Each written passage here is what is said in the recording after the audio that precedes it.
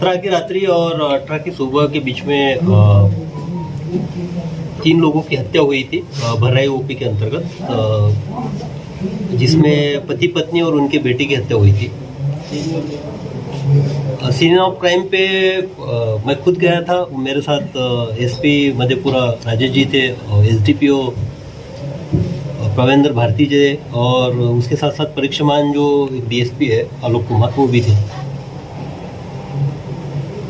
घटनास्थल का जब मुआयना किया गया तभी ऐसा सेंस हो रहा था कि जो भी हत्या हुई है सिंगल शॉट से हत्या हुई थी, तीनों के सर पे गोली मारी गई थी। तो हत्या का एक तो रीज़न पता चल रहा था कि ये रिवेंज के हिसाब से हत्या की गई है, इसके पीछे मोटिव है कि इसको मारना ही है तीनों को। दूसरी बात थी कि उनके घर का एक बक्सा जो था कुछ दूरी पे 200 या 300 मीटर पे ले जाके खोल के वहाँ रखा गया था। हालांकि बक्से में से कुछ कागजात ऊपर नीचे किए हुए थे, तभी डाउट हुआ था कि जो भी किलिंग हुआ है उस कागजात के लिए हुआ होगा। और तीसरी बात है, जब वहाँ के आसपास के लोगों से बात हो गई, बात करने की कोशिश की, तो शुरू में तो लोग कोई कुछ बोलने के लिए तैयार नहीं था वहाँ पे, लेकिन जब उनकी फुसफुसाहट और थोड़ा कॉन्फिडेंस लेने के बाद वहाँ पे जो टीम रुकी पूरे दिन भर, लोगों में घुल मिली, उनसे जब इनपुट आया तो ये क्लियर हो गया था कि ये जो मामला है ये जमीनी विवाद से संबंधित है। और फिर एक डायरेक्शन मिलने के बाद कि जमीनी विवाद से संबंधित है, तो फिर उस बारे में एसपी मधेपुरा के नेतृत्व में यहाँ पे 3 टीम गठित करने का आदेश हुआ। एक टीम जो थी एसडीपीओ परविंदर भारती के नेतृत्व में, वो जो further investigation scene of crime के जो एविडेंसेस वहाँ से उन्होंने प्राइमा फेसी देखे, उसके अकॉर्डिंग आगे का फर्दर इन्वेस्टिगेशन करना, जो इस क्राइम में इन्वॉल्व है उनको चिन्हित करके उनकी गिरफ्तारी सुनिश्चित करना, वो टास्क के तहत वो एक टीम काम कर रही थी। दूसरी जो टीम थी, जो टेक्निकल सेल है मधेपुरा का, वो सत्येंद्र मिश्रा पुलिस इंस्पेक्टर है, उनके नेतृत्व में उन्होंने काफ़ी अच्छा काम किया। जो भी टेक्निकली यानी घटना के वक्त, घटना से पहले वाला और घटना के बाद के जो भी टेक्निकल एविडेंसेस हमें कलेक्ट करनी होती है वो कलेक्ट उन्होंने किए, ताकि उससे एक डायरेक्शन मिल गई, एक दिशा मिल गई कि एग्जैक्टली उस रात में हुआ क्या था। तीसरी जो टीम थी, प्रोबेशनर डीएसपी थे आलोक कुमार, उनके नेतृत्व में, उनको सीन ऑफ क्राइम को एक प्रिजर्व करने के लिए, बाद में जो टेक्निकल एविडेंसेस होते हैं उसको कलेक्ट करने के लिए एफएसएल, बाद में डॉग स्क्वाड को बुला के वहाँ से डॉग स्क्वाड का एक लाइन ऑफ रिट्रीट लेना क्रिमिनल्स का, तो वो सारी चीज़ें हुई ताकि वो फर्दर इन्वेस्टिगेशन में जब ये केस ट्रायल पे चलेगा तो वो एविडेंसेस का उसमें यूज़ हो सके। तीनों टीमों ने रात दिन एक किया और 60 घंटों के कड़ी मेहनत के बाद उन्होंने इस कांड का उद्भेदन किया। तो मैं बधाई देना चाहता हूँ एसपी मधेपुरा राजेश जी को और उनकी टीम को कि उन्होंने पर्याप्त समय में इस कांड का उद्भेदन किया। और जो पहले प्राइमा फेसी हमारे पास हमने और एक उस वक्त एंगल आ रहा था, क्योंकि इसमें जो विक्टिम था, जो मारा गया था, उसकी भी 3 शादियां हुई थी, उसके जो बेटा था, बेटे की भी 2 शादियां हुई थी, और एक बेटा था उसकी भी ऐसी मल्टीपल शादी की बात आ रही थी। तो वो एक एंगल वो भी आ रहा था कि हो सकता है कि इलिसिट रिलेशनशिप का भी कोई एक एस्पेक्ट हो।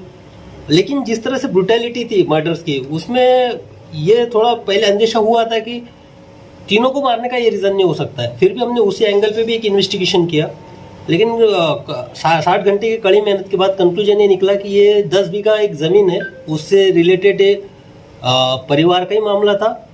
और इसमें स्पेशली एक कॉन्ट्रैक्ट किलर है जिसका क्रिमिनल हिस्ट्री भी स्ट्रांग है, अमरेंद्र शाह करके, उसका एक एक्टिव रोल आया है इसमें। उसके साथ साथ एक निरंजन शाह भी था, जो भी जिसका भी क्रिमिनल हिस्ट्री है।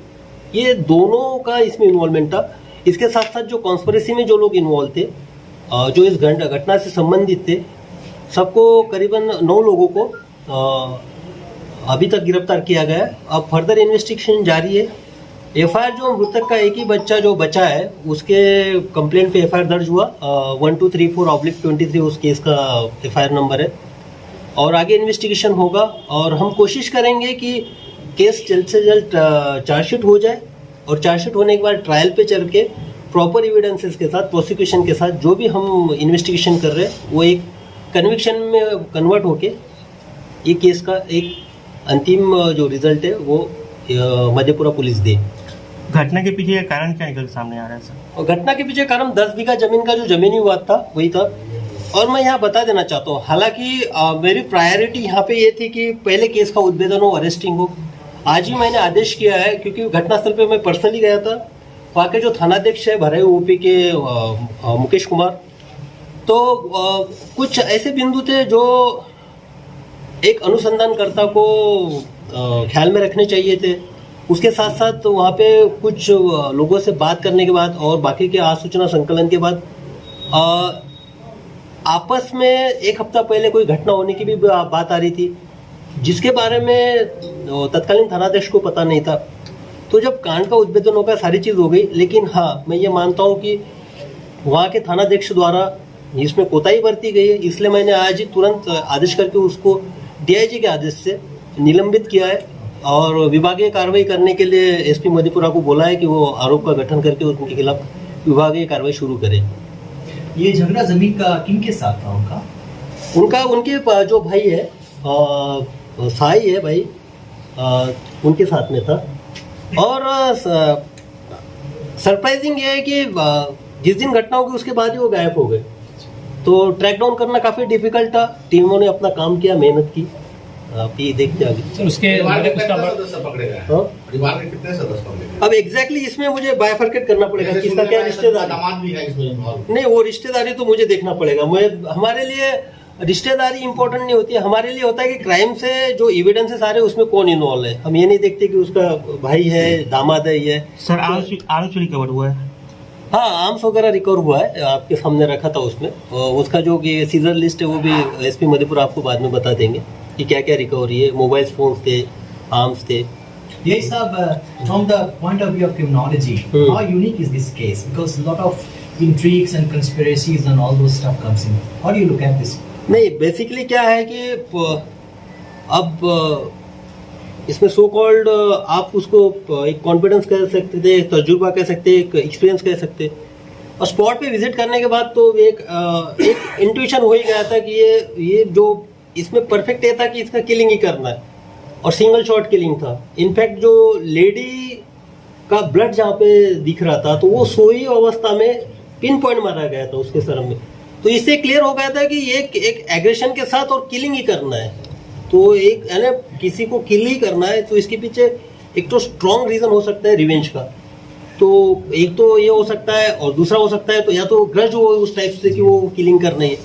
तो उसी एस्पेक्ट से हमने दोनों एस्पेक्ट से देखा था कि हो सकता है कि जो उसकी तीसरी वाइफ थी, सुनने में आ रहा था कि वो उनको छोड़ के चले गए और सोन बरसा बाजार या सौर बाजार से बिलोंग थी। तो हो सकता है कि वो भी एक एस्पेक्ट हमने देखा कि वो ग्रज के हिसाब से भी कुछ हो सकता है।